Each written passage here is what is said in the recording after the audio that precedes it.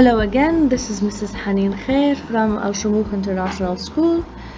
Today or now we will be explaining the other part of the second topic, quantitative kinetics. In previous videos we explained the rate equation and how to find it from data analysis provided in a table. Today or now we are going to work out the order from the rate concentration graph. Now guys, you have to be careful for the labeling of the axis. It's very important. You have to check what are you observing, whether it's rate versus concentration or concentration versus time. So we have, as we said before, three orders. You are responsible of knowing three orders: 0, 1, 2, order of the reaction with respect to any reactant. We'll start first of all with the 0 order. Look here, what's happening to the rate? The rate is not changing, it's constant.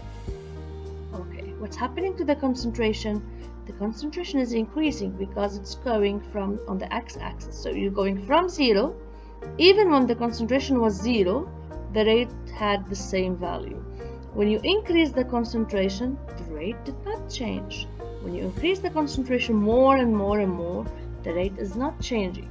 This means that changing the concentration of this reactant has zero effect on the rate. The rate is independent of the concentration of this reactant. So therefore it's a 0 order. For 0 order, the concentration of A has no effect on the rate of the reaction. R equal Ka power 0, which is K. So R is K. K, we said before, it's a constant. It is independent of anything except temperature. And the catalyst basically for grade 12 bilinguals, it's temperature. The second case is first order. If the reaction is first order for a certain reactant, when A doubles, the rate doubles. They are directly proportional, so it's going to be a straight line passing through the origin. When A is 0, the rate will be 0 because it's RK times 0, so 0. When A is 1, the rate is going to be a certain value. When you double A, the rate will double, and so on. Whatever applies to A applies to the rate. They are directly proportional, so it's going to be a straight line passing through the origin. So when you see this graph, when the rate versus concentration is a straight line passing through the origin, this is the first order reaction, or the reaction. The order of the reaction with respect to this reactant is first order. Finally, second order. If A is doubled, then rate increases by 2 power 2, so 4 times. So the relation is R equals Ka power 2, Ka squared. As you can see, the rate versus concentration results in an exponential curve. So therefore, as concentration is doubled, the rate quadruples. So the relation R equal Ka power 2 is manifested here. That's basically how you can tell the order of a reactant from the rate concentration graphs. We'll skip half-lives for now and we'll go for the shape of the concentration versus time. So if it's a 0 order, the line is going to be a straight line. As you can see, it's like this. So if the order of the reaction for a certain reactant is 0, then the concentration of this reaction will vary in this shape. It's going to be a straight line versus time. If it's a first order, it's gonna be curvy, and if it's second order, it will be the same thing, but a little bit more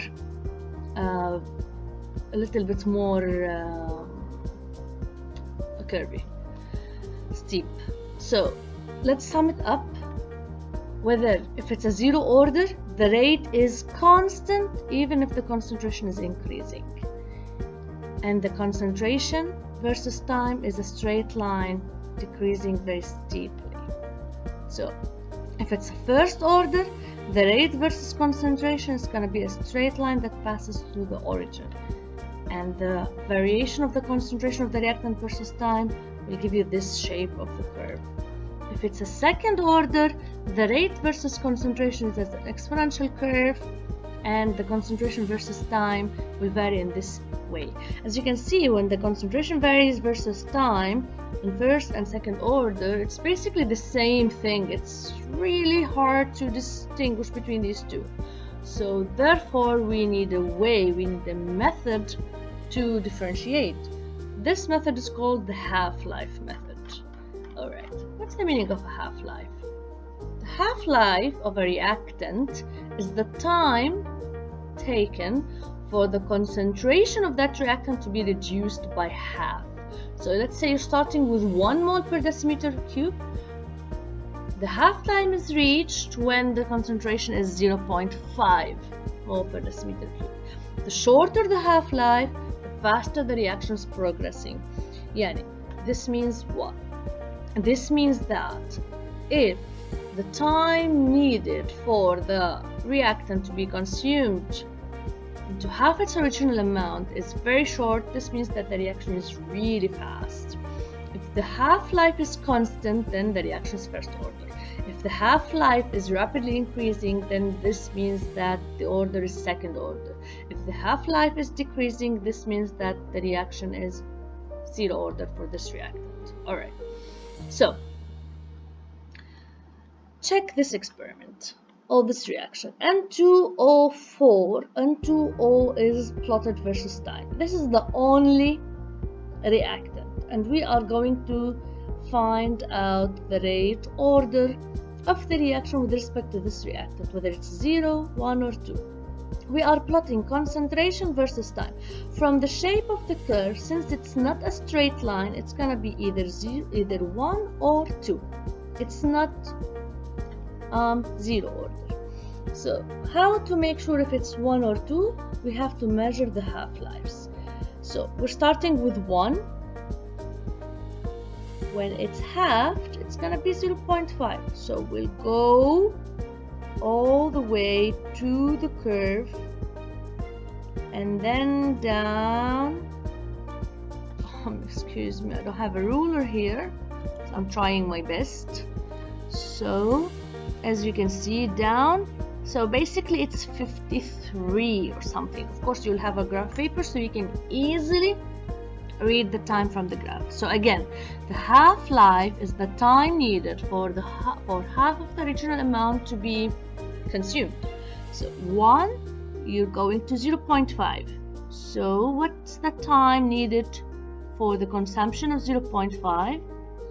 It's exactly 53. Now the other half-life, if you have the 0.5 one more time, so you're going from 0.5 to 0.25. So here approximately, and the half-life is measured between the first and the second. If you measure it, it's gonna be 53 one more time. Use the pen, it's easier. So 53, and here it's 53. Halving the 0.5 one more time, it's gonna be 0.125. So as you can see, it's here. So that's the time. It's 53 again. So the T half is constant, or the half-life is constant. When the half-life is constant, the rate of the reaction with respect to this reactant is first order. Why is first order? The half-life is constant. The half-life is the same regardless of the concentration, which is 53 seconds. So if it's a zero order again, it's gonna be straight line. This is concentration versus time. If it's a first order, the half-life is constant. If it's a second order, the half-life is increasing with time. Alright, let's see this application. Hydrogen peroxide H2O2 reacts in a first order reaction with a half-life of 27. Alright, so I have 27. Excuse me. It's not quite useful. So the half-life is 27. Alright. If the initial concentration of hydrogen peroxide is 1.6, what's the concentration after 81 seconds? Now, 81 seconds means how many 27s? 81 divided by 27, you'll get 3. So after 3 half-lives, how much the concentration? So what we are going to do? You're starting with 1.6. So I'm gonna write here. I'm gonna write answer. Alright, scroll down a little bit. Alright, so the 1.6, it's halved to 0.8, and then it's halved to 0.4. So first time 27, after 27 seconds, the 1.6 is 0.8. Another 27 seconds, you got 0.4. So the total is now 54 seconds. Another 27 seconds, you'll get 0.2. So the total time here, so the total time here is 81 seconds. Since it's a first order, then the half-life is constant. It's not gonna change. So the first time after the first 27 seconds has passed, the initial concentration, which is 1.6, will be halved. After another 27 seconds passed, this 0.8 will be halved once again, and finally another 27 seconds will pass, so you will have 0.2. So what's the concentration after 81 seconds? It's gonna be 0.2 mole per decimeter cube. So at the end, I'll repeat one more time. You have two types of curves. Please be careful for the labeling for the axis. If it's concentration versus time and this reactant is a zero order, its concentration will drop in a straight line and the rate will be independent of the increasing concentration. If it's a first order, the concentration will decrease in this way, and you will know if it's a first order from measuring the half-life. If the half-life is constant, then it's a first order. You measure minimum 2 half-lives. If you got close results, close values, then it's a first order reaction. Measuring the rate versus the concentration yields or results in a straight line that passes through the origin because the rate is directly proportional to the concentration, and finally in the second order the rate is proportional to the concentration power 2, so it's gonna be exponential curve and the concentration will decrease very quickly.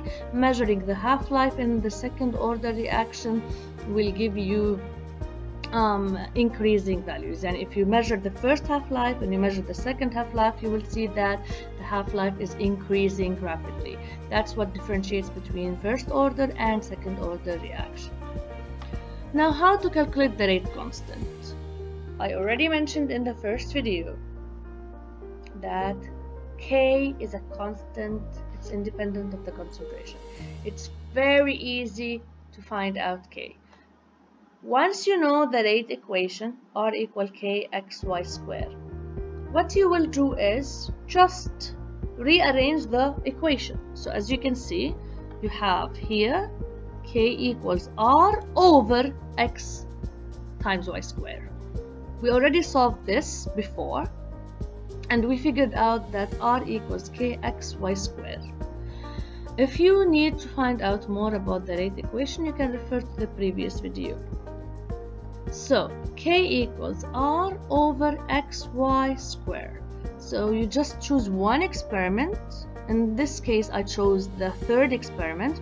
So 2.4, just substituting the values, times 0.2 times 0.2. This is here, this is here, power 2. It's not 0.22, it's power 2.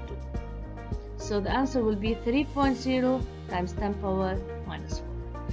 Now the units of K are more confusing than finding out the numerical value of K itself. So if it's a zero order, R equals K, because basically A, the reactant, is going to be 0. So the units of K will be the same as the units of R, mole per decimeter cube per second minus 1. If it's a first order, R is equal to K times A. So K equals R over A. The mole per decimeter cube will cancel. I'll explain it here. So R equals K times A. So K equals to R over A. R has a units of mole per decimeter cube per second minus 1. And A has units of mole per decimeter cube. So these will cancel out, leaving what? Leaving only second minus 1. So the unit of K in this case is gonna be second minus 1. So the second order, same thing. So I have R equals K A squared. So K equals R over A squared. So I have units mole per decimeter cube per second minus 1. Here I have mole per decimeter cube, and don't forget you have power 2. So basically you have mole square per decimeter minus 6. Now the mole per decimeter cube will cancel with one of these two, so it leaves only 1 mole per decimeter cube. Alright? Okay. Alright, here decimeter cube. So basically one of these mole per decimeter cubes are going to be cancelled out. So this leaves what? This leaves mole per decimeter cube. So if you're gonna take something from the numerator to the denominator, and if you have if you have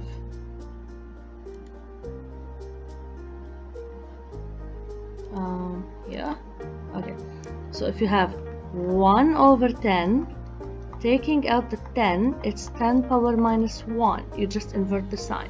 So you have now K equals second minus 1 over mole per decimeter cube. So the unit will be mole minus 1 dot decimeter cube dot second minus 1.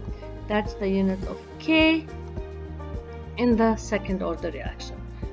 Okay, so you just have to work it out. If you have third order overall reaction, A power 2 times B, so one of the mole per decimeter cube which is present in the rate will cancel out one of the mole per decimeter cube, leaving 2.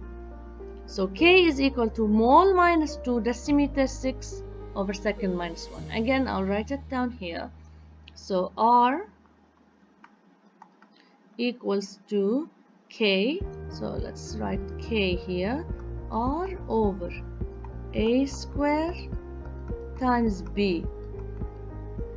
So it's gonna be mole per decimeter cube per second minus 1 over mole per decimeter cube all squared multiplied by mole per decimeter cube. As you can see, these, oops, what happened? Okay, here. As you can see, these will cancel with these. So this gives you if you take this all to the numerator, will give you mole minus 2 dot decimeter 6 dot second minus 1, because you have to multiply the square into it. So you have mole square decimeter minus 6. When you take it to the numerator, it will become mole minus 2 decimeter 6 minus 1. Don't memorize these. It's very easy to compute it every single time. Increasing the temperature increases the rate constant. As you can see, K is affected only with the temperature. So therefore, as the temperature increases, K increases, and the relation between them is exponential. That's basically how to find out the rate constant K using data. So you just fill in the numerical values, whether you use experiments 1 or 2 or 3, it's the same, and then you work out the units. For this case, the units are going to be, for this one, the units are going to be, since it's the third order overall, mole minus 2 dot decimeter 6 dot second minus 1. Thank you for listening.